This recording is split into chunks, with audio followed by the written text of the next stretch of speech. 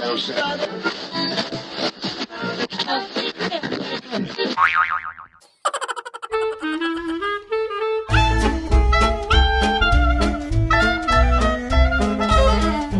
to Voiceprint with Trevor Devall and Guests.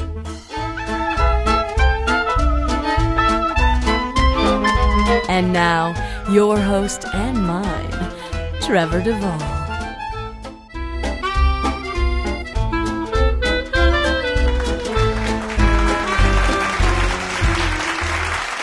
Oh, thank you so much. Thank you so much. Episode 10 of Voiceprint with Trevor Devall and Guests. I, of course, am once again your intrepid host, Trevor Devall. It is a real pleasure to be back. Episode 10, and we were only going to do this for 6 episodes, and yet here we are on the 10th one, the last one before Christmas, before the Christmas break, the Noel break. Big welcome to my new fans in Australia and where else? Illinois, exotic Illinois, and somewhere else too, Philippines or Germany or somewhere. People all over the world. It's pretty cool. We are here on episode 10. This is Voiceprint with Trevor Devall and Guests. I am, as I've already said, Trevor Devall. We've got just a very special show coming up. I know I say that all the time, but this really is special. Why? Why? Because we don't have just any chump in the audience. We don't have any chump in the closet tonight. No. This is one of the finest voice actors that I have had the privilege of working with several times over the years, Mr. Brian Drummond. Hello, Brian. Hello, Trevor. It's definitely a privilege to be in your closet. I can't wait to come out. Wait. So how are you? How's things? I am doing fantastic, yes. Well, you look good. Very well, doing very well, yes. I'm happy to be here. You got the full beard going on. Yeah, I know. There's so many remakes in TV happening. I think Grizzly Adams is bound to roll around, and I will be the one guy in town ready for that role, but we'll see. It suits you well. What can I say? It suits you well. Let's jump right in and hear a little of your history. And now, Voiceprint with Trevor Devall and Guests presents In Memoriam, a history of our guests' long and faithful service to the cause of voice acting.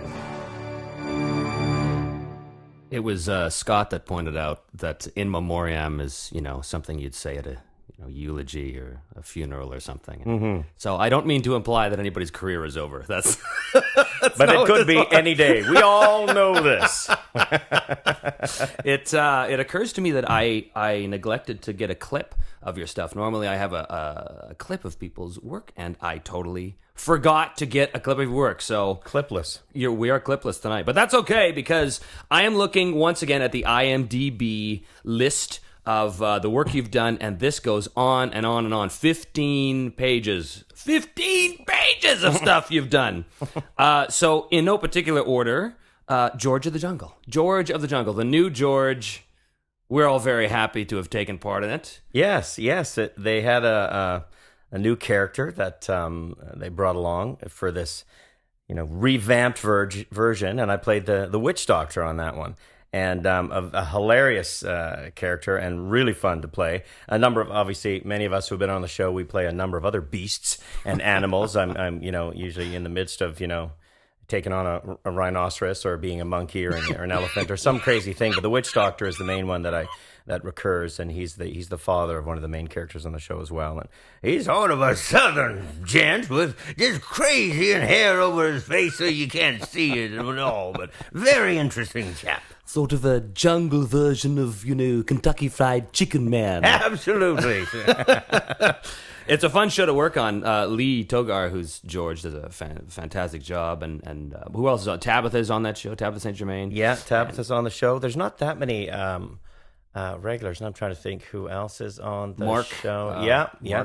Mark plays the other doctor. There's 2 doctors on the show. Spanish guy. Exactly, Spanish. And we are always at odds because the witch doctor believes, well, we can cure this guy with this potion called Boogity 11, right? And, of course, Mark is the doctor there's no such thing as that, and he has all the great ideas. My guy, comes up with all kinds of potions, but many times is right. So the tussles ensue. It's going to be on TV, I would imagine, very soon. If it's not I believe already on. it's already on up here. It's yeah, airing it's been on okay. in the States for a few months, and it's only I think it began airing up here in Canada. Maybe September. I think early September is when it started. Up Cool. here. I'm going to have to check it out. I really got to start watching the shows that I do. It's a bad habit because I don't really watch TV. You have 3 children like I do. There's nothing but cartoons on non-stop in my house. So 24/7. So I see a lot of cartoons, and usually from the basement where our TVs are in our place. It's Dad, you're on again. I'm like, okay, yeah. Which one? It's Yakety Yak, or I don't know, some show. I just had it, so it happens a lot. Do your kids get desensitized to that? I mean, having Daddy on the cartoon They channel all do, the time? as do I. I mean, when some of the first shows, as you probably know, that we ever did came on, man, I'd be, choked if for some reason I didn't get it or didn't record it, and I'd rush down to hear it. That's my voice coming out of that guy. It's so cool. And after I do a few of them, you're not desperate to have to see it. Yeah. And the same with the kids that when initially when they started to hear things, they thought it was pretty cool, and now they're like, yeah, he's just one of the voices, and it's funny, they just realize that it's just a bunch of people in some studio doing voices, so they don't really care who does any part. They're just interested in the stories, which Well, that's good. really should be what Yes, cartoons are all about. Yes, one would hope. One would hope.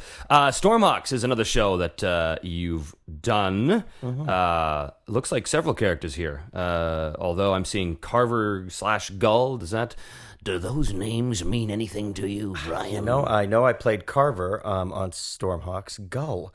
I don't know if I played a character by that name. Sometimes they get messed up on IMDb, but I played 3 different guys, and I think I've done 6 or 7 episodes for them, but just guest spots. Right. Once in a while they show up, and I played some dumb Southern guy who's sort of one of the villains, and Carver is a bad guy too that used to be one of the super Stormhawk. One of the great guys, athlete type character, but he goes bad, and he just in it for the money. And I don't know how he keeps getting out of jail, because the first one they catch him, he gets locked up. Then I came back and he catch him, get locked up, and they just told me, yeah, you're coming back again. I'm like, how does he keep getting out? The same way the Joker keeps escaping Gotham Asylum. Exactly. We don't ask questions like He's that. just back again. This is an interesting one. Puka. Yes. Puka, and you are Garu, the lead guy on it. Yes, Puka's little love interest. And Garo, this is the sweetest gig, because I don't say a single word. Little ninja Garo has a vow of silence, and he just focuses on his ninja skills and is constantly trying to keep away from the irritating little Puka, who is madly in love with him, chasing him around any place he ever is. And so Tabitha, who plays Puka, and myself, we did the initial voices for this when they were just doing a little demo a couple of years ago, and then they decided to cast the show, and they said, well, we're not sure if we're going to use you guys, but we'll have you back anyhow. And I think sometimes they hear their little demos or their promos enough times in their heads that they get it, realize that we can't change. I'm just so used to hearing Brian go and Puka doing her little giggles and everything that they didn't change. I still auditioned, but they gave us those parts back again anyhow. That's cool. You guys just finished your 2nd season, is that right? We did, yeah. We've done, how many of those? Well, no, it was, I guess we did 26 initially, but they're little three little 7-minute shorts. So right. It was like doing, almost 70, whatever it is, 78 or something the first time around. And then we did 13 more times 3, which is 39. So we've done over 100. Wow. And some of these little 7-minute stories. Wow. So not a full 2nd season. They might come back and do another 13 or 39 little short ones. But that was fun. We just wrapped that up, I think, in September. So yeah, that's cool. I had the pleasure of being on one of those episodes anyway, playing some Australian guy. Ah, yes. Remember the producer called me the night before saying, hey, can you do an Australian accent? So I kind of did this impromptu audition over the phone. Oh, cool. And then it was, all right, well, come in tomorrow. You're in. So, not a problem. I know, it's always a little frustrating on that one, because lots of guest spots, of which I don't tend to land too many. Like, well, you're one of the leads, so we don't want you to be recognizable as one of the other characters. I'm like, my guy doesn't say anything. He's just, hi, give me anybody else and they won't sound like that. But no, Brian, you got one of the leads, so we'll hire other people. Speaking of one of the leads, Class of the Titans is next on the list here. This is a great show. For some reason, isn't really being picked up too much in the States, but doing well in Canada, from what I understand. It is doing well up here. I got to play a bunch of different characters on that show. Still, I'm not a voice that tends to end up in any lead role. In fact, since I began voice acting in 1994, I've never played a lead role, like a character that the show is named after, or that is one of the main five, like Class of the Titans, one of the main heroes, or one, even Puka. Yeah, Garrow's one of the lead guys, but it's called Puka, right? It's all about, I look back through my list and it's never been me, but I've done all right by playing all the secondary roles, and it's the guys that play all the leads in Class of the Titans. Not many of them have get the opportunity to play other characters. Where I played Hephaestus, one of the teachers, and the Oracle, and another teacher, Hermes, and some giants on that show. So I've played just a mountain of different characters, and then if you do a few of those, they keep coming back. So I seem to be on the show a lot. Yeah. Even though I didn't play a lead, and I'm okay with that. Yeah, me too, man. Because I'm in exactly the same boat. In fact, I've had this conversation with Kirby before about how he was so frustrated that they never let me read for anything except for the young lead guy. And I'm like, yeah, but dude, you're in every episode. Yeah, I know, you get guaranteed paycheck. He said, but yeah, you come in and you do like 5 characters in the show and walk away with a lot more money. I said, yes, but it's only a few episodes. Yeah, exactly. Season, so it all balances out. Yeah, man. Also, being a Vancouver voice actor, one of the team, one of the boys, we also do a lot of video games, and I see here that you've worked on several versions of the Warhammer franchise, the Warhammer 40,000 franchise, and the Warhammer Fantasy one. And I remember talking to you shortly after we did. I think it was Mark of Chaos, which was the fantasy one. Right. That was the real voice record. That was the one where a bunch of us were out. Trashed. Yeah. Like for the whole week. Because I was doing the Skaven, the Rascals! And that was a killer. And I think Brian Dobson was doing the Orcs or something, and he was down. And you had talked about doing something. Yeah, I had done some Orcs on that, but then I did one of the Orc war bosses. So he was one of the huge sort of, really caught me sort of, and everything was like this, and and he'd be yelling, whoa, just blasting away. And I'm hoping when you do those auditions, you go, geez, I hope that guy's only got a few lines, and you show up, yeah, it's okay, he's only got 700. Yeah. Oh god.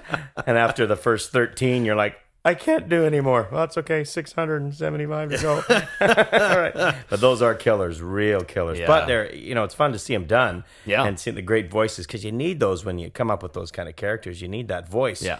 But yeah, it can be a nightmare. Yeah, I remember I had one booked, and it was funny. I played this character on My Little Pony called Spike. Well, the only male character. He's this little tiny dragon. And he's got this really high little voice. And they booked me in a Warhammer gig before I had to do My Little Pony. And I said, guys, you got to switch this around. It can't happen.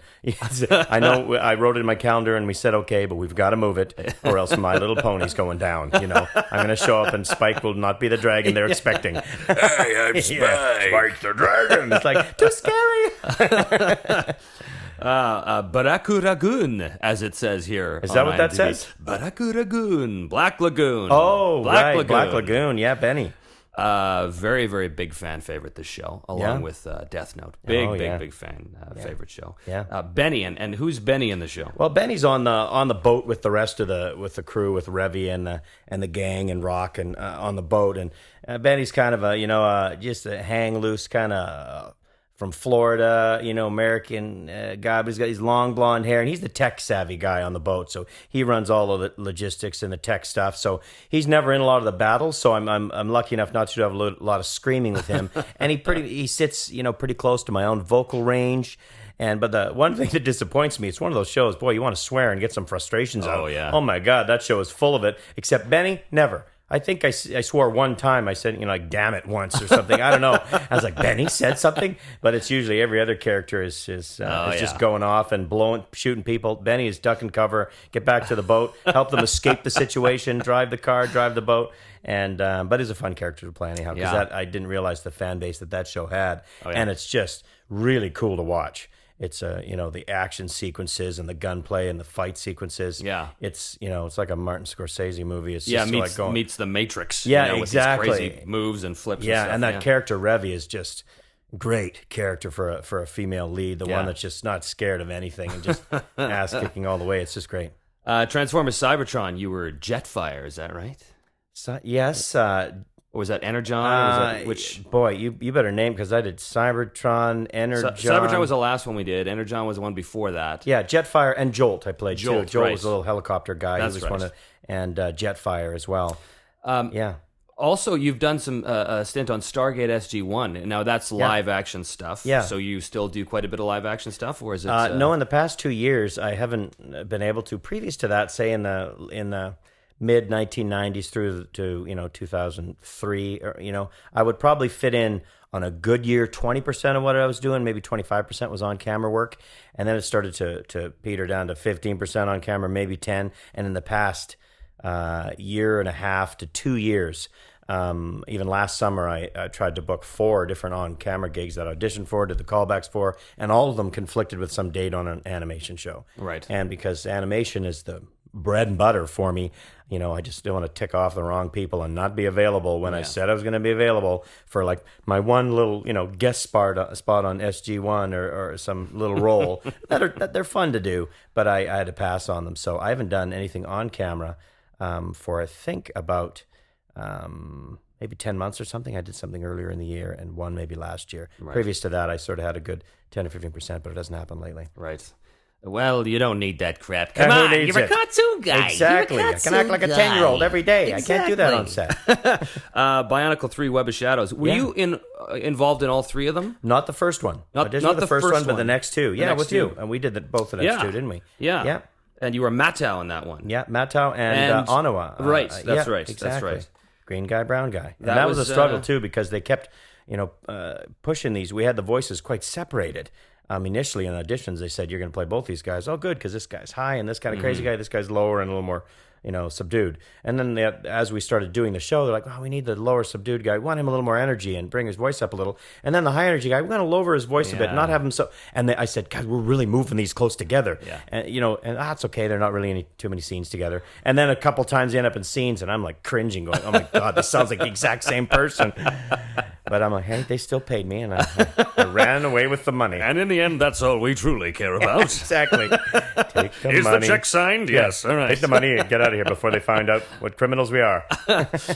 Fun show that we worked on together a while back was Alien Racers, and you played a couple characters on it, Gnarl and Ocular. Yeah, and, Gnarl. Gnarl was the big. He was the big. Huge jaw, massive insect teeth. guy. Every insect, wanted to, destroy everyone and take over the world, and that was one of those voice trashers. But fortunately, with a character like that, he didn't have a ton of dialogue. And Ocular was a sort of an incidental bad guy, but he was a big Scottish sort of character. Big. He showed up and not Scottish bro, but I think he was really huge or something like that. I don't know, but he was fun. I think I was trying to, do the fat bastard or something like that. But that was kind of a fun show. But I just don't know if the look of it was quite right. I know it was try and push some of those toys, but sometimes that happens on a show where you see the toys flying around and you got a great idea to get these toys moving, but the stories.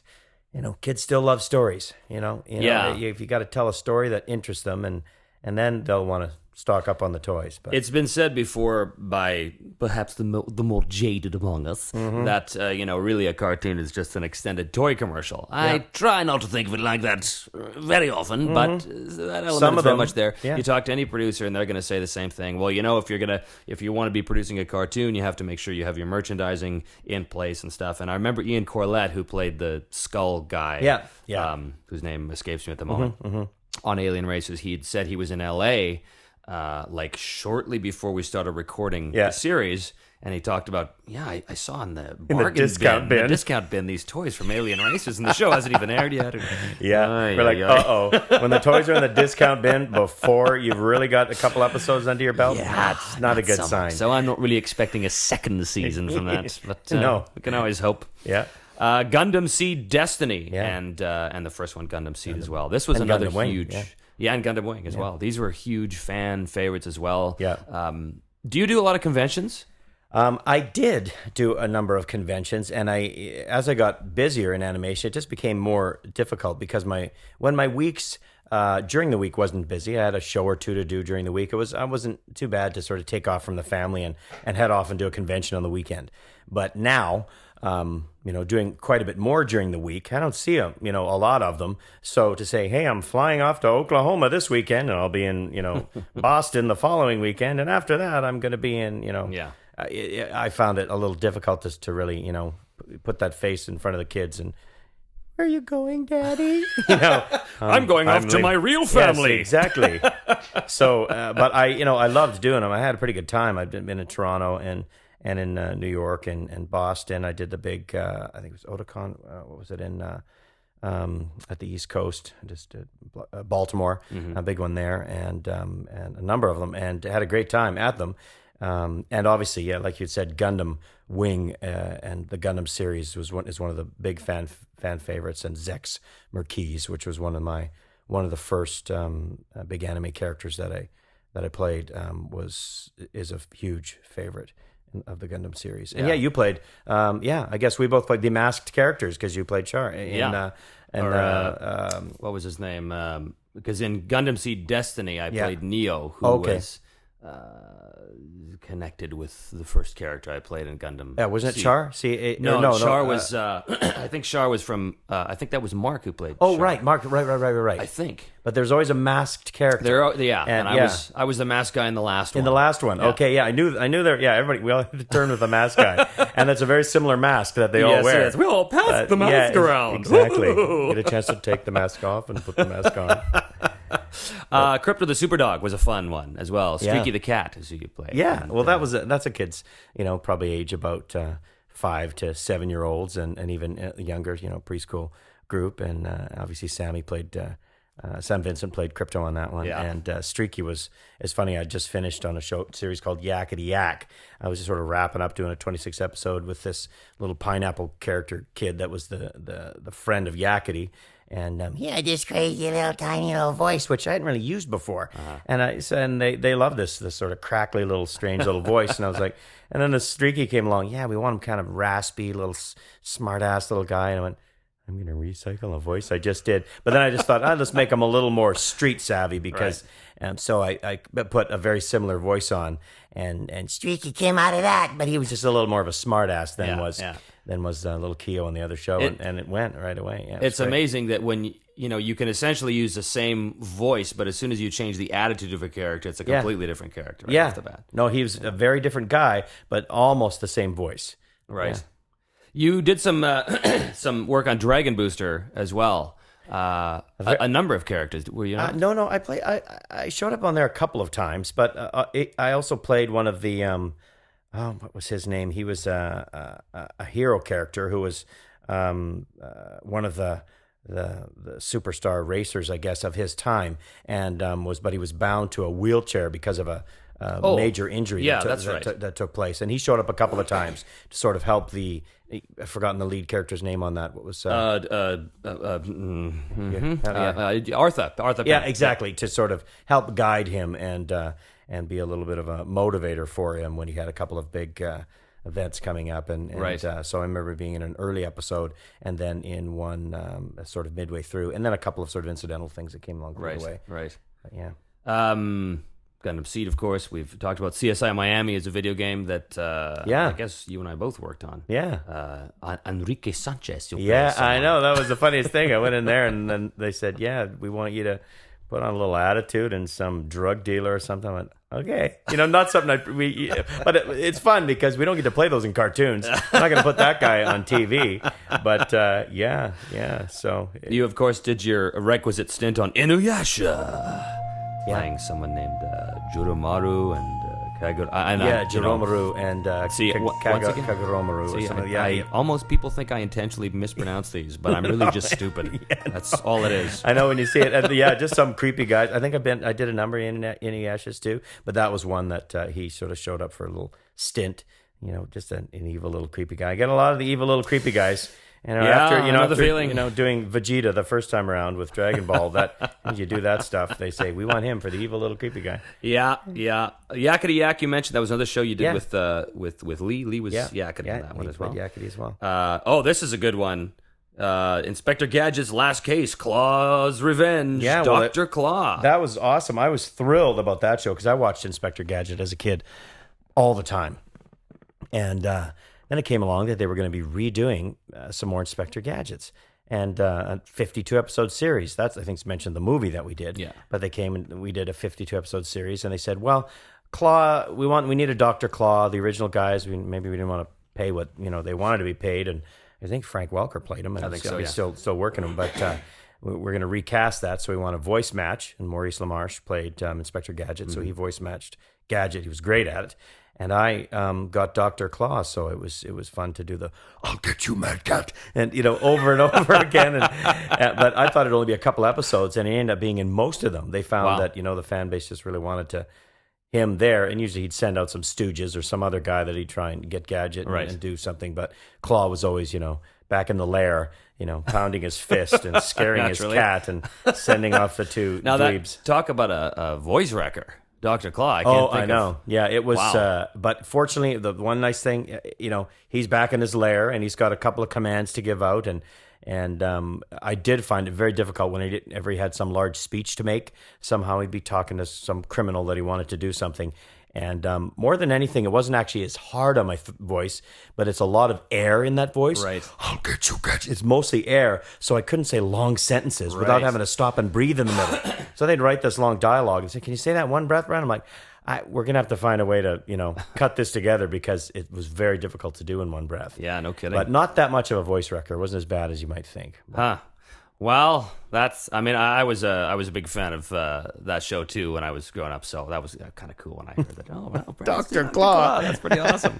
Another show that I remember growing up was redone here years ago, He-Man and the Masters of the Universe, you were on that as well. Yeah, they came back in another batch. I know Scott played pilot characters on it, and Gary Chalk, those guys were a ton, but they brought me in, I think it was Stinkor or something like that was the character I played. You can imagine what his power was. The power of stench. Stinkor. And then I played half of one of the heads of Too Bad, who was sort of a two-sided, bad character. Yes. So a couple of bad guys that sort of recurred every once in a while, but they weren't the main villains. So, I got a number of episodes in, but cool. Not quite as juicy as some of the folks on the show. Fun to do, though. Like, same thing, grow up on these shows. Yeah. And they're like, yeah, Stinkor. This is a huge one. Spider-Man Unlimited. Oh, yeah. And you played Venom. I did. See, that's pretty huge right there. It was. I mean, that's a bit of a fanboy that's rather large. I know. That's another one of those ones that, you jump up and down and you just, scream your head off when you get the role. But unfortunately, that was previous to the movie. Right. And the resurgence of Spider-Man. And it was story was really twisted. They were in this alternate universe, and they ended up flying to some other planet that had an alternate universe. So Spider-Man was there, but the symbiotes of Carnage and Venom followed him there, and it was really hard to follow. So you could see it only lasted for 13 episodes. We did 13 of them, and then it kind of went down the toilet. Right. Then they revamped another Spider-Man version, I think, with the voice. The guy who played Doogie Howser did the voice of. Oh, that's right. He did the new one, which was, I think, Mainframe or somebody was involved up here working on the graphics for that. And that series, shortly after ours fizzled, did all right. And right after that was when the Spider-Man movie franchise began. And then it took off from there. So Right. that was just before, it's like buying a house before the mortgage rates go down. That's what we were talking about.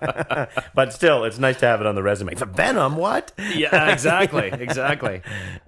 Mega Man NT Warrior. This is a show that I think that everybody who's been actor on this in this show yeah. has certainly been on and talked about. That was a fun one. I mean, a lot of I must admit, both to you and to my fans out there, that a lot of the time I don't really understand what the hell's going on in this show, in the anime show. I can't follow the story. I don't really. But with Mega Man, I didn't follow that either. But it was fun to not follow that. It was fun. Yeah, to well, it not was all the understand because they're just not as huge of scope as some of these anime shows. Yeah. I mean, it was very different. I mean, they did the little mini battles, and every show was sort of a show unto itself, and you didn't have to tie into the other ones. And a lot of the fans, they're probably aware of it, but we roll into the studio when we get these scripts handed to us when we walk in, and we only see the little pieces that we're in. and you can't slow down the session by every 5 seconds. What's going on here? How is this happening? And the director's like, here, just say the line. You're angry at him because of this. Okay, I'll just say it that way. And they put it together, and sometimes we have no idea. But that show was true. And plus, on that show, there were so many different bad guys. We had, tons of an opportunity to play Whale Man, Snake Man, I think played Skull Man, I don't know. Skull Man, Whale Man, Snake Man, Heat Man, Moltanic Man. Oh, geez, yeah, you name them. We get to, any man showed up and they're like, I'll be that man. Yeah, Woman. Exactly, Woman. There's been all kinds of stuff. Earth Maiden Arjuna, Project Arms, Zoids, Gundam Wing, of course, Escaflowne, Action Man, Card Captors, Transformers Beast Machines. Yeah. Jetstorm. Jetstorm on that one. I mean, the list goes literally on and on. Cyber 6, brain powered.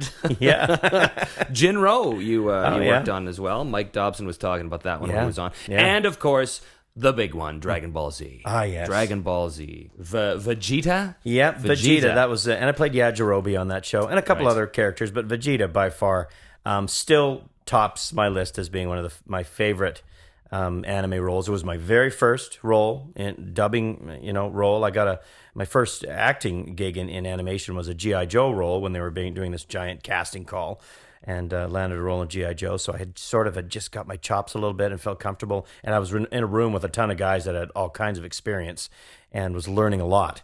And then went out for this role in this anime. I'm like, what is anime? I don't really know. I've heard of Astro Boy, and I remember that was a little different looking than the shows I grew up watching. So Speed Racer, they're all, a little bit different. So I didn't know anything about this show. It could have been 10 episodes long, and I had no idea. And all I remember was the fella from Texas, Southern drawl, talking to us about, well, he's a little guy, but he's a Super Saiyan. He's the most powerful Saiyan in the universe. And a super who?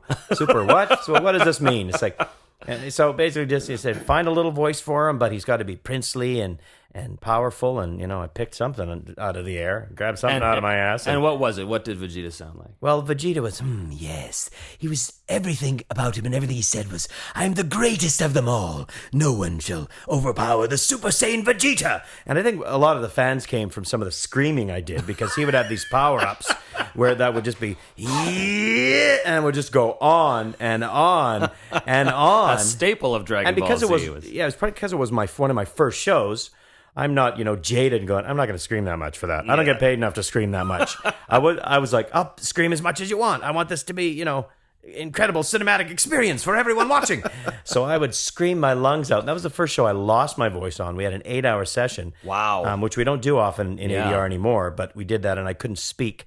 After that was over, it was gone. I had screamed, and I remember the director saying, I had this huge scream where I was powering up and just yelling. And the director said, Brian, says, can we get it in one take? Because I can't loop this. His mouth's just open. Is there a way we can not have to stop and try and tag more on? I said, I will try. And it's like, 18 seconds long or something, or 20. Like, nobody can do this. And I managed to pull it. I says, I've got a box of donuts for you if you can do it. No, donuts. I'm sorry. I was like, oh, okay, I'll give it my best shot. If there's marshmallows as well. But so I screamed my head off, and he was thrilled. We managed to bag the one that he wanted. And obviously that's a huge fan favorite, because he's just this little evil guy, princely guy, but for some reason, the chicks dig him. I don't know. We are talking with Brian Drummond here on episode 10 of Voiceprint with Trevor Devall and Guests. We're going to take a little break and be right back. Don't go away. We interrupt this eargasmic cornucopia of pure audio win to shamelessly promote another podcast. No! A big, bald broadcast. But what makes it big and bald? The Big Ball Broadcast brings you news on all things geeky, movies, gadgets, games, cartoons, and anime, and other random fandom. You're fired. I'm fired. Get out of the booth, Jack. No, I like it in here. But what makes it big and bald? It's hosted by big, bald anime and video game voice actor Kyle Hebert, and his co-host, musician and upcoming author, Otherworld Steve. Oh, you must smell like feet wrapped in leathery, burnt bacon.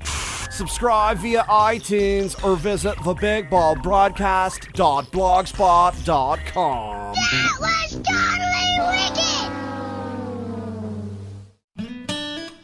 wicked! For your special little guy, the world is an adventure full of sights, sounds, and smiles.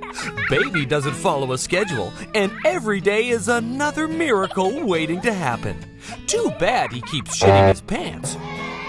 Fashionable upscale parents know that nothing ruins a trendy baby like the smell of feces and urine. But Scampers are in your corner with new Scampers Pavlovs.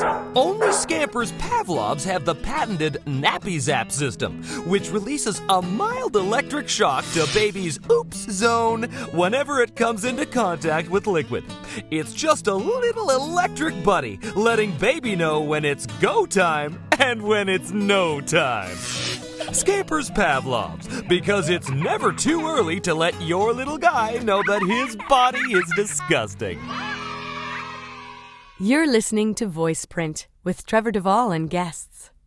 And we're back with Mr. Brian Drummond. Hello.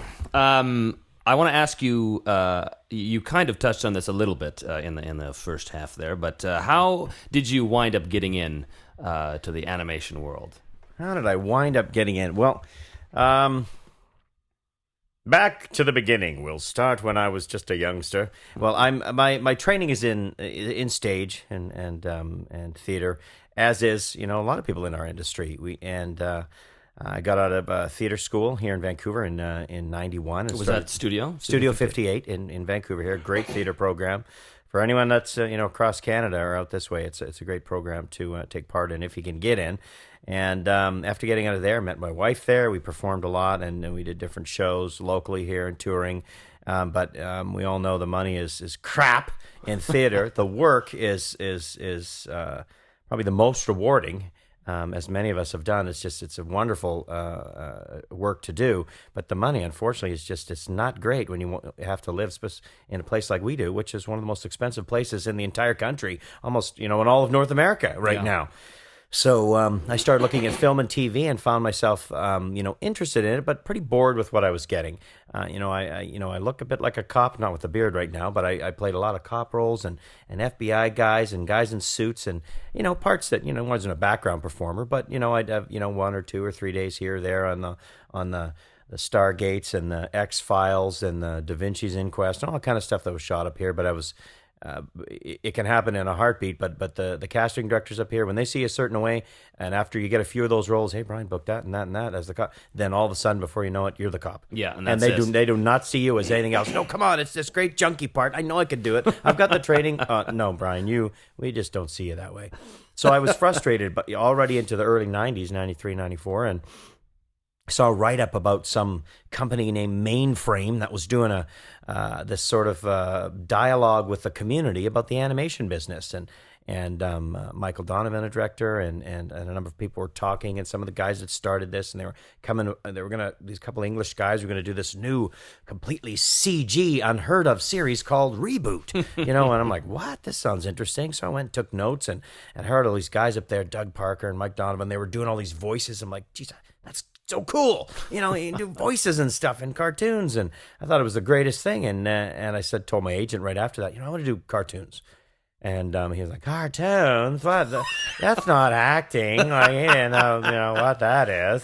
But I said, I want to. And if it comes up or you see somebody looking for guys that can do cartoons, give me a shot at it. So this Reboot thing came along. They were looking for a new person on it, and I didn't get a part. And I thought, that was kind of a bomb. But then some giant cattle call came along for a new G.I. Joe series. And I think that was in late 93 or maybe early 94 when that happened. And Sue Blue, a pretty prolific director in the United States, Turtles and all those kind of shows. And she was done a number of animated series, even as an actress as well. Smurfette, yeah, exactly. Just a fantastic actress and a great director. And she was, holding these auditions and seeing a ton of people. And there was this one character, I remember reading for a couple of guys, but one guy, they wanted sort of a Clint Eastwood kind of character and called Ballistic. And I was like, oh, yeah, I was a huge Clint Eastwood fan. Like, in theater school. I had giant posters of him on my wall and a set of like cowboy boots beside him. We watched all of his movies and Spurs. I was just a big Clint Eastwood fan. Right down to the Spurs. Right there. We just we would look and we'd kiss the boots of Clint Eastwood, on our way past, because big fans. If you think of Clint Eastwood, fanboys, it was me and a buddy of mine from acting school. But I said, I can do that voice, or something somewhat close, So I got that role of Ballistic. They called him Ballistic initially. I thought, and then it ended up getting nixed because it was a little too violent. Even though I have one of the original toys when they first came out with his name Ballistic on it, and then it got changed to Eagle Eye because he was the sharpshooter, the ballistics expert, and they didn't like, okay, let's call him Eagle Eye, and that was great. As I worked with a ton of guys on that show, most of them were some of the veterans who've been around since the early 80s, the Ian Corletts and the Gary Chalks, and actually some of the first people that are working a lot today, Colin Murdoch and Michael Dobson, and myself. That was our very first prelay show.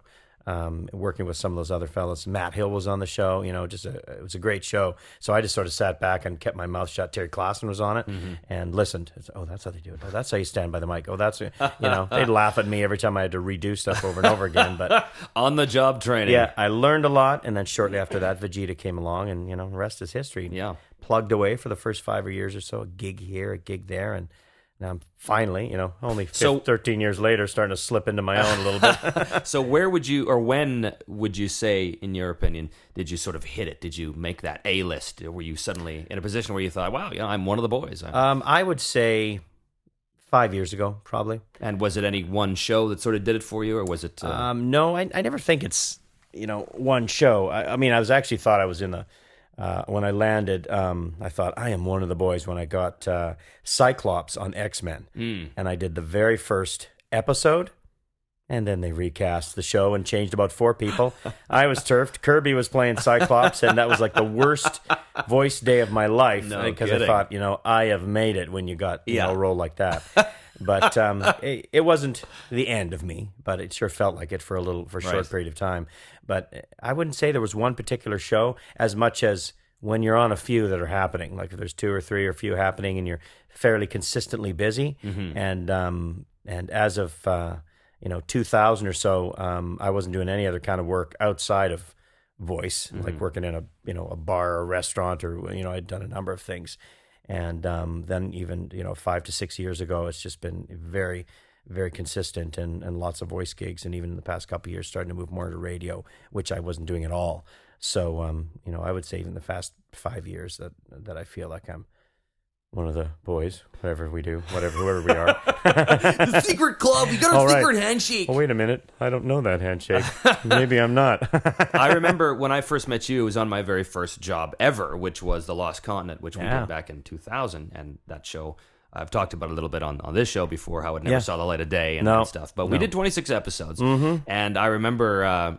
you were playing sort of one of those really kind of high things you were doing, one of those little scampy guys. And and that's, I met you and Sam and Paul Dobson and all these guys on the show, and I was just like, wow, this is fantastic. Everybody here, they're all just as weird as me, and it's okay. We're all in the same room together. I belong.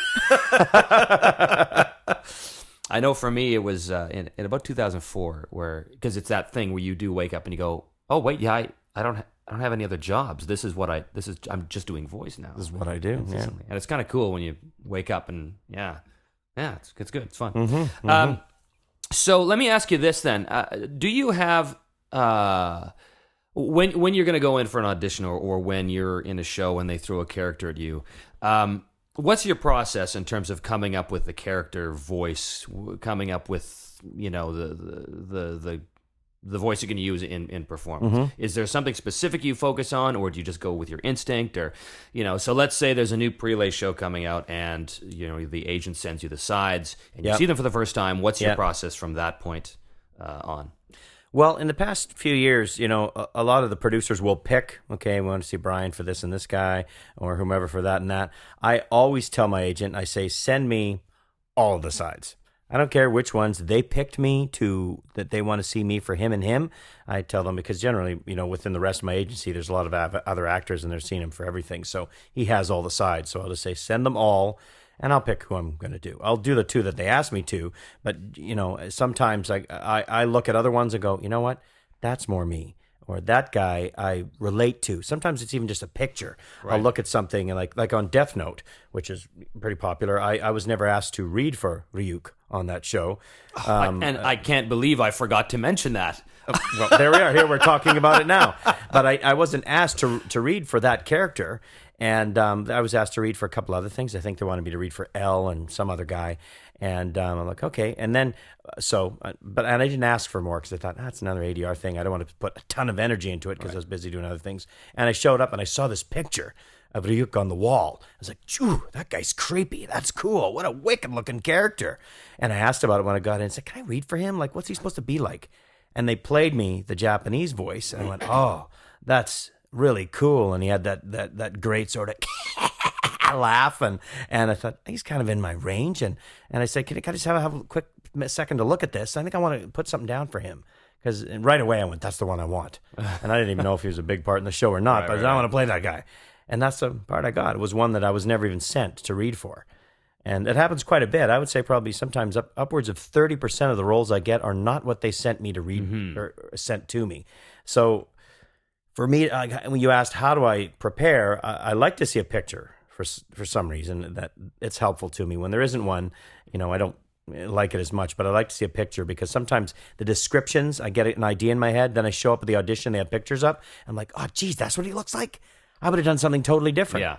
Because I see a lot of animation and and I picture what's going to come out of that body, not what I came up with because the character description seemed all wrong. Yeah. So I love to see a picture. If there isn't, I'll go with the character description and I'll pick out a couple of just, adjectives about them that I focus on. Right. And then obviously we grab our own range. We think, is he high, low, deep, medium, accent, no accent, evil, nice, and try and start layering from there. And then just start playing. And I have even just an old cassette hand recorder that I use, and I'll drive in the car with it. I'll sit at home with it because I play it on there and I play back and I have a listen, because I like to hear it back as if it's not just coming out of my mouth, because things always sound different when you hear it played back. Absolutely. It's like, geez, that's what I did? That sounds bad. So I'll always play it back to myself. And if I don't have it with me, I'll even just sit in a corner and cup my hand around from my ear to my mouth so that I can hear exactly what's coming out and try and judge it differently. But it's better if it's coming out of another device because then I can judge it as if I'm watching it or hearing it.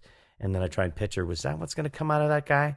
And and in the case of Ryuk, you didn't have that opportunity because I didn't. I know. So you just saw the picture and right away applied sort of your instinctual voice to the... Well, I saw the picture right away and I said, what's up with that guy? Can I read him? It sounds cool. And they went, well, he's kind of this, he's older, and then they want something similar to the Japanese thing. I said, can I hear that? And as soon as I heard it, I went, I can do that. I can come, similar to that and put some of that laugh in there with my own vibe to it. And what did he wind up, what does he sound like? Well, give us a little Ryuk. Ryuk is... he's very deep and a lot more of a scary kind of character. And he's got this great laugh that I sort of grabbed a little bit of what the Japanese actor did with this. He sort of wheezes almost because he's this emaciated, thin demon. So it's sort of a... And this great laugh this guy did that I just got really attracted to. I thought I can do that, but that's been a fun role too. I think we'll be wrapping that up shortly. We just did a live action movie and we almost finished the 26 episodes, which I must admit looks pretty cool. Like when I saw the character of Ryuk in the live action, I was like, wow, like they did a pretty good job with the CG, considering he is just a CG guy, Yeah. But it was something else. Yeah. Let me ask you about some of your favorite moments over the years in the studio. What are some things that pop out at you as sort of memorable experiences? Well, there's no, everyone always asks, there's some crazy, what's that crazy shit that happens in there all the time? What's the wild stuff that goes on? And there's not ridiculous things. I think the best stuff that I always, and I don't know if there's specific moments, but it's usually the people I'm working with that even I remember laughing my head off on that Alien Racers when you're doing the calling the races as the announcer on there, and the dialogue that you got for that character, and working with guys like Lee and Tabitha, some of the people that have great comic abilities and comic timing, and when we're given an opportunity to just let a scene roll. And the stuff that can just can fly out, like when we were doing Yakety Yak and when we were doing George of the Jungle, and recently on a show called Martha Speaks that I'm working on right now with Tabitha. She's great on that show too. But there's there's probably 10, 20 actors, yourself included, in town that have great abilities. And I love doing the comedies. Some of the action stuff can be it's a little more dry, but working on the comedies, I really enjoy, and finding the wild and crazy characters and finding the comedy bits in there.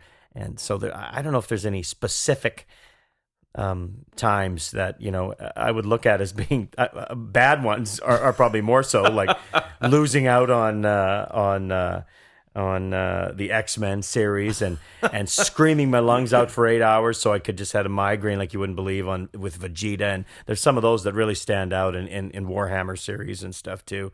Just blowing yourself out on these shows. Those I remember as being, typically, a very difficult day. But as far as the good things that have happened, it's hard to pinpoint a specific one.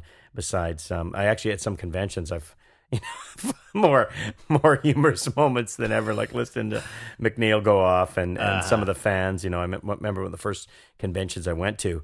I was in Boston. There was a young guy who was sort of starting his first one up, and there was only a few hundred people coming, and I was his big guest, and I didn't know much about him at all, but he was going to fly me and my wife out to Boston for a weekend. I'm like, okay, you only need me for a few hours here and there.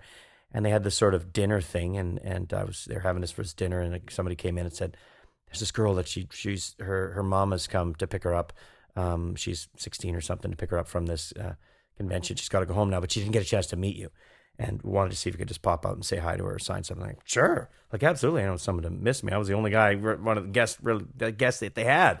So I came out of this restaurant, and this girl, I thought it was Justin Timberlake or something like that. I was like, what the hell is going on? She started to hyperventilate, and she's like, oh my God, oh my God, oh my God. And her mom's standing there going, what is this? Who is this guy? But she was so crazy about Vegeta and that series, and even in Zexmer's Keys and Gundam Wing, and she almost passed out. And I was like, it's okay. It's just, what do you want me to sign? And so I was trying to shake her hand and give her a hug, and she just about fell on the floor. And that was a moment that I went, wow, animation is pretty popular because I'm nobody, but this person thought I was somebody. Yeah, it's an oddly head swelling moment. Isn't Yeah, it? exactly. Like, wow, I made a teenage girl faint. I have never done that. I'm calling my mom and let her know I've hit the big time. Exactly. I made it, Mom. A teenage girl in Boston fell over when she saw me. What do you do? Just voices. What's that? Yeah, the conventions have been some pretty crazy times for a lot of us. Yeah. It But you know what? It's some people go, aren't those people are insane? They're just, they're nuts. I can't believe they're so into it. They dress up, they wear the crazy clothes, and it's like, you know what? We're crazy. What we do, we just do insane things. And I just picked up the paper the other day, today, and I'm looking in one of the back pages in the sports section, and the Grey Cup just happened, and I see a million grown men painted in green, wearing the most ridiculous outfits because the Saskatchewan Roughriders, which is a big football team up here in the Canadian Football League, won the Grey Cup, which is one of the biggest sporting events up here in Canada for football, and this team won, and I see all these grown men, probably lawyers, doctors, whatever they may do, but their whole bodies, their shirts are off, they're painted, they got helmets on, they've drawn in their faces, and went, okay, who's insane? Yeah. These guys are parading through Toronto, where this game was, and dressed like fools, and nobody even looks twice at them and thinks they're nuts yet. Some of these people that dress up for convention because what they're crazy about is animation. Something's wrong with that? I don't think so. Yeah. Yeah, exactly. Even and the it's doctors, all a matter of perspective. Absolutely. Right? And even the doctors and lawyers that I've been to a couple of pro golf games that follow the golfers around. It's like, shh, quiet everyone. Tiger's about to swing. And I'm like, who cares? He's going to put it in the middle of the fairway. They're just going to put it on the green. And he's going to two-putt. Right? This is just like all of them are going to do that. Right? It's watch. Shh. And then they swing. Oh, bravo. They put it in the fairway. What a surprise. No kidding. He's going to put it on the fairway. and then but they're all doctors, lawyers, high paid, attorneys, and they're bananas about some guy dressed just like them who's a good golfer. So hey, you're into animation, I'm with you. That's just right. Each go to for his it. own. Exactly, go for it. And speaking of into animation, one of the questions we get all the time is advice. What kind of advice would you have for somebody trying to get involved in the animation world as a voice actor? Well, it's one of those industries that I didn't focus on getting into the animation industry without any other experience first. So my first thing that I always mention is you have to have acting training. I think a lot of people think. If I could I do this voice really great. Watch, I can do Vegeta too. Or watch, here's my Sean Connery. It's outstanding, and it is. And I'm like, well, that is a great Sean Connery. You're doing Sean Connery's lines from the movie, or that's an incredible Arnold Schwarzenegger, right? It's like, and that's great too. It's like, and you see someone may have some range, and they do Joe Pesci, whatever, wonderful. Repeating someone else's lines, but unfortunately, acting, you don't get something someone else already said. You get a new bunch of dialogue. And which means you have to be able to see it on a page and bring it to life and make it either extremely funny or very intense or in the middle of action or horrifying or scary and that will take some acting chops, which means for anybody who's still in high school age or even junior high to begin getting involved with the theater arts programs there, or the drama departments, and starting to hone acting skills. Because if you really pretty much need to know how to act to know how to voice act. We don't just do voices, we voice act. And that's the first thing. And if someone doesn't want to go, well, I'm always too embarrassed to want to stand up in front of people and act. Well, you don't want to do what we do if you're embarrassed, because trust me, I've been in sessions where they hire somebody new who's got a neat voice, but if they're too embarrassed to try now fall down a flight of stairs as that guy, and they don't know how to make those crazy falling sounds, it doesn't work. And right away, someone who's not embarrassed to make the craziest noise, okay, it's a squirrel jumping out of a tree, lands on his keister, has a fight with a moose, and then yells screaming like a girl into the street. Do that now. If you're, too embarrassed to make those crazy noises, don't do this. That's something I've noticed a lot with new people getting involved. I do a lot of teaching, and almost like to a person, they can be quite good with the text and with the lines, but as soon as you get to those effort sounds, exactly the kind of thing that you were just talking about, suddenly they freeze up and they kind of only half-ass it, right? So it's, I'm falling down. Oof!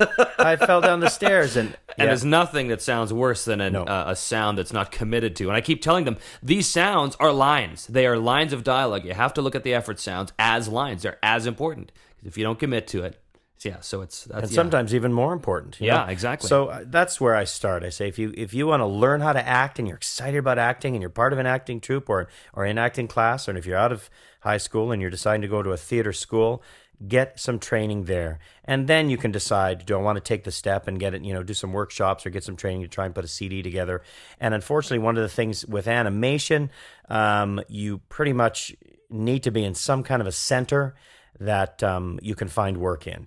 And at least within North America, you're looking at probably LA, Vancouver, Toronto, maybe some areas in Texas, New York. There's not a lot of areas, but you will need to be in one of those centers probably to find work and do a lot of work. You're not going to be able to probably lay a track down in Czechoslovakia that's some great voice. They're going to send it in and layer it in with the rest of the cast because you're the voice they want.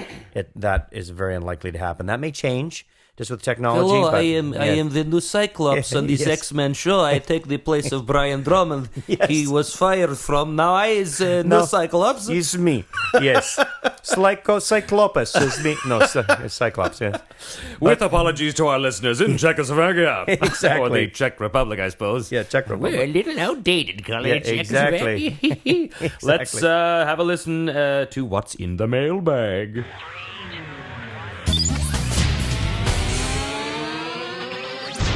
Martin's mailbag.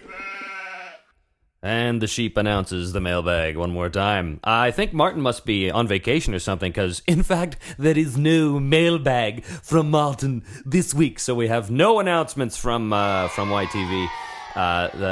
this particular episode. However, we do have a slew of questions that you, the fans, have been so good as to write in to Brian Drummond. So let's get the ball rolling. This is from Christopher. He writes, "Hey there, Trevor and Brian. Chris Boferniosi here again with another email. First of off, that was my bad. First off," he didn't actually write first of off. First of off? I don't want to make him sound like, he doesn't know how to write, because he does. "First off, Brian, awesome job as the voice of Ryuk on Death Note. I never would have guessed that you would be cast as him, but you've captured his character just right." Well, there you go. Even you wouldn't have guessed that you were going to be cast. I wouldn't have guessed either. No one else thought I could do it either. He says, "I have a feeling you'll be getting a lot of emails about this subject, but I think Brian should hear about this if he hasn't heard of it already. A while back, an internet craze with creating a 2-minute video using only 15 seconds of footage sprung up. Arguably, the most prominent example of this craze was a video called It's Over 9,000, which takes one of Brian's highlights as the first English voice of Vegeta from Dragon Ball Z and spoofs the living hell out of it. This video is one of YouTube's most heavily watched clips, with well over 2 million views, tons of spoofs of this same video, and even Chris Sabat, who now plays Vegeta on the series in the US, has grown accustomed to its appearance and request at conventions. You might find it rather ridiculous, and hey, it kind of is. Nonetheless, it certainly proves that Brian's interpretation of the Cyan Prince's voice has certainly remained in the hearts of DBZ fans everywhere in one way or another." That's pretty cool. You're a total legend. Absolutely. We all, try and see who knows of us out there. And I remember, I think it was probably maybe a month and a half ago or so. My son's on YouTube looking at all kinds of cartoon. He's a huge Hayao Miyazaki fan and loves anime, and I said, "Hey, let's check something." And I say, where am I on here? And did a little search of my name, and of course it comes up as Brian Drummond as Vegeta. Yeah. And this It's Over 9,000 clip from one episode of the movie over and over, and all these people doing the spoofs of it. And I went, this is insane. And there was so many of them. It was out of this world. So I imagine the next convention I go to, I'm probably going to be asked to scream that out at some point. "I can't believe his power level. It's over 9,000. But it's funny. It's funny what they get into. And that was, I don't know where that one started or how, but very interesting. Well, it's all over the net now, man. No kidding. Can't escape it. Nancy from South Holland, Illinois writes in, "Brian, after you've spent a day recording, how do you decompress? Do you turn off the phone and not make yourself listen to your own voice? Or are you able to disassociate yourself from it and say, 'That was Ryuk doing that yakking. I want a karaoke'? Do you find that you repeat the infamous grunts and little exclamations that occur in dubbing in your own conversations?" What do you think of that? That's a good question. That's a good question. I don't think I carry on too many of the characters that I play, outside of the booth. The booth and the recording sessions I have, it's actually more the place where I do decompress. Because life, being a family man, and you got kids and their homework and rushing them to this and handling this and the day-to-day, pay your bills and get the mortgage handled, and that's the stuff that I need to decompress from. And when I have a gig and I'm in a room, whether it's by myself or with some engineers that, if it's by myself, usually the engineers I work with are great guys, the directors, or if I'm in a session that's a prelay session and I'm working with a bunch of actors I love, I can't wait to get there. It's one of the funnest things I do. I tell people all the time, I could act like a 10-year-old, every day whenever I'm working, and I love it. And that's where I decompress. A lot of people think I'm really serious, outside of a booth. People that, know me from where my kids go to school and think, man, Brian, he's always, doing working, and he's a pretty serious guy. But they have no idea. As soon as I walk in the bar, I'm like, woohoo, and cracking jokes, and I love having a good time, and that's where I loosen up. So I don't feel the need to do it after a session at all. It's during a session, by far. I completely agree with that. I mean, this is the best job in the world, man. Oh, and man, I'm telling you. We get to go into work. Yeah. It's never a chore. It's, wow, we get to work today. As soon as you get a call, you got this tomorrow, it's like, yoo-hoo. Yeah. Unless, once in a while, it's a little stressful if it's a voice that you know is going to be a real throat ripper and you're hoping there's not a ton of dialogue. I'd have to admit, sometimes I don't get up for those, but those are few and far between, where I, choose a voice that's really going to hurt to do. Yeah. And, but most of the times, we pick stuff that we lay down something that we want to do. And when we get a chance to do it, they've picked us to do it, we're excited. Just like I think even in sports, guys that oh no, I got to play a hockey game tonight or baseball. If they really love what they do, they can't wait to get to the rink and put the skates on and and hammer some guy to the boards. It's all about the love, man, and the violence in the case of hockey. Daniela writes in a very simple question. This is for both of us. Could you both recommend one bad movie and one favorite book or author for me, please? Thanks. You make my days juicier than the average bear, she writes. Nice. One bad movie and one favorite book or author. One bad movie. Well, it's coming out as a movie, but one of my favorite, I guess it wouldn't be that recent. I probably finished it a year ago, but I know they've re-released it because a movie's coming out called The Kite Runner. I don't know if anyone's heard of this one, about a couple of young boys in Afghanistan and how they grow up and are separated, and it's sort of a story of redemption. And that was one of my favorite books. A great story, and it's just being produced as a movie right now, which I think will be released shortly. And I'm looking forward to seeing it because great director involved. So, but that would be a book that I would mention. And as far as one movie I wouldn't recommend, let's see, a movie that, it's funny. Movies are so damn expensive for me to go to when you've got 3 kids and you're laying down the popcorn for all them or it's $100 affair. It's $100 even. I'm going, damn it, I'm going to wait till it's $5 and rent it. I got a pretty nice screen at home and, I prefer to watch them at home. So, and usually I don't rent, the garbage ones because by that time I've read reviews. I'm like, oh, that's crap. I'm not going to rent that movie.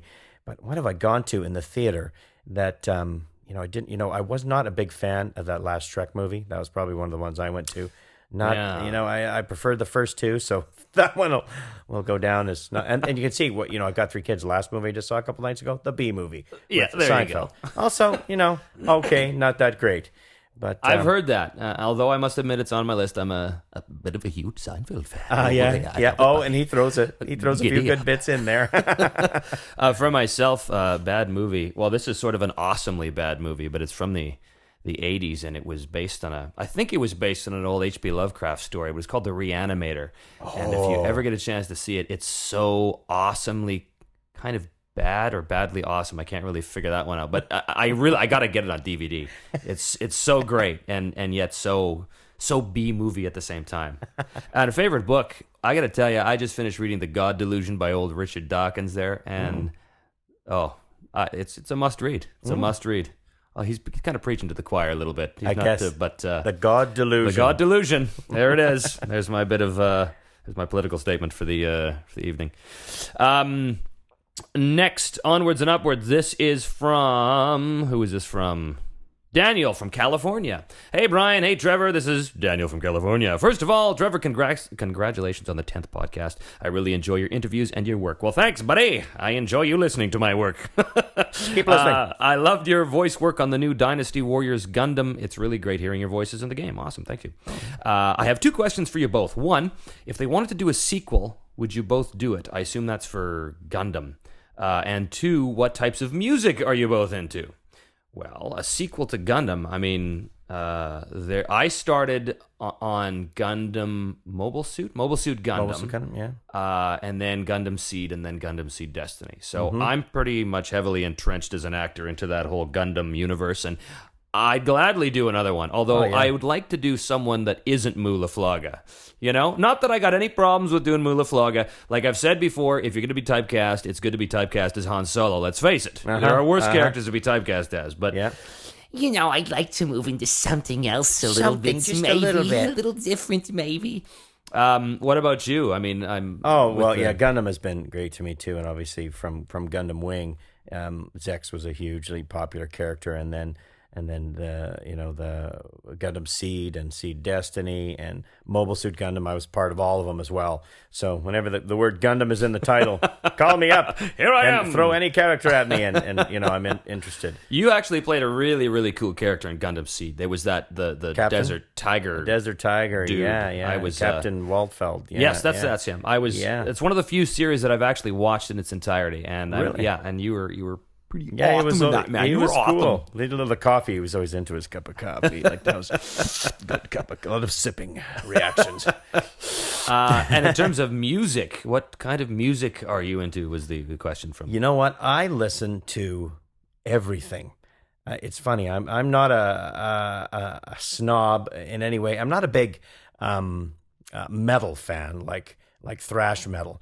But it's funny. You're growing up in the late '80s. I listened to more what would have been called rock bands. Some would have called them metal bands, but I'd be listening to stuff like Poison. The hair bands. All the hair bands, and but now it's funny. I don't listen to a ton of rap though either. I'll have to admit. I'm not a big fan of it, but I love I'll listen to a lot of rock. That's probably what my dial is typically tuned to is rock, and I still love listening to a lot of the tunes that I grew up listening to in the '80s, and but also because I played trumpet for 9 years from like grade 7 through out of high school. I was trying to start a jazz band when I came to theater school in 1988. I brought my trumpet, and I was like, I'm going to round up some people within the college and get a jazz band started, and we'll play some joints while we're down here. But the theater program was so intense I could barely get the thing up to my lips to practice. So I love jazz music and big band music. So I actually quite get into the Christmas time of the year because a lot of big band music, that's played at this time of the year. I really enjoy that type of stuff too. And even some of the, believe it or not, some of the musicals. My son's just in town right now doing Oliver, and I even some of the big band music and some of the musical stuff.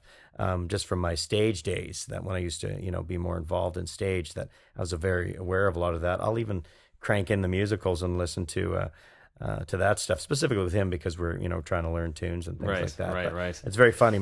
You look at a collection in my car, and I even have tons of Celtic music because I have a lot of Scottish and Irish heritage. So I've got loads of CDs of Celtic music, and so it's someone will go, "What do you listen to?" It's like, hey, whatever CD's in there is what I listen to, and there's very few that I'll go, "Oh my God, that's enough." And usually it's a few songs too much of rap, I'll tune out, and if it's some real hard hitting thrash metal. I can dig it maybe for a couple of tunes. I'm going, all right, I've had my hit, and I'm moving on. I'm pretty much the same way. I listen to a lot of different stuff too. But I am a musician as well. I'm a folk musician. Yeah. And actually, I was thinking I've had a couple of our listeners say, how come you're not doing a show just on you? So I think I might. I have this idea. Maybe for the next episode or something, I might do me interviewing me. And I might play a little of the music that we recorded right here in the studio, little folk stuff. Oh, cool. That might be cool. I don't know. If you guys want to hear that, I guess write me or something, because otherwise I'm not going to do it if nobody's going to listen, okay? Gee, shut up. I'll listen. Okay, thanks, I'll Brian. Listen. What's the website again? How do I find it? TrevorDevall.com, but I'll talk about that at the end of the show. So we do have one final question here. This is... This is from Anonymous. Anonymous. This Anonymous writes, "Hi Brian, long-time listener, first-time caller. Here's my question. If you could off a Dobson, but only one, which one would it be?" Oh, sweet question. If you could off a Dobson, but only one, which one would it be? And they don't ask why. No. But you can probably ask the asker of this question yourself. It's Carl from Ocean. It is not. It is. Wait a minute. The Dobsons all listen to this. Which Dobson goes down? Which Dobson? You know what? I would have to get rid of Brian Dobson. Because I've been called Brian since he became so popular and so damn talented over the past few years. I'll be in a session like, okay, and we'll be given this part. Yeah, Brian Dobson, you'll be playing. I'm the Drummond. I'm Brian Drummond. Oh, yeah, whatever. How many times I get called Brian Dobson? If he was gone, I wouldn't have to worry about that anymore. And there it is. You heard it first. Here, the plot against Brian Dobson begins here. The youngest one is gone. Well, that about wraps it up for this 10th episode of Voiceprint with Trevor Devall and Guests. Thank you so much for joining us, Mr. Brian Dobson. He must go. He must go. Brian Drummond, of course, was our guest tonight. Thanks a lot for coming out. Thanks for having me, Trevor. It was great. Just a couple things. I just did an interview last night on What's So Funny, which is a radio show with Guy McPherson, and that's going to be up online fairly soon. I'm going to put the address to that up in the show notes. So if you guys want to check out that interview, we're talking about Nature Red in Tooth and Claw, which is the nature documentary show that I narrate as Western Biggerstaff, and it's turning out to be pretty funny stuff. So I'll put the link up in the show notes to where you can find that episode of What's So Funny with Guy. Also, we are sort of going on a hiatus a little bit here until January, but do watch the website for the upcoming guest announcements and what's going to happen. I can tell you that we're going to continue the show into the new year. We've got Ian Corlett going to come in, Terry Clausen, Lee Tokar, and many, many, many more. And if you're lucky, you just may get the all Trevor Devall show. We'll see. It'll probably last about 20 minutes, but if you're lucky. So, yes, if you do have any questions or comments for me, as always, you can send them in to fans@trevordevall.com or voiceprint@trevordevall.com. Yeah, that's pretty much it. You guys have a Merry Christmas out there, and we will see you in 2008. Take care.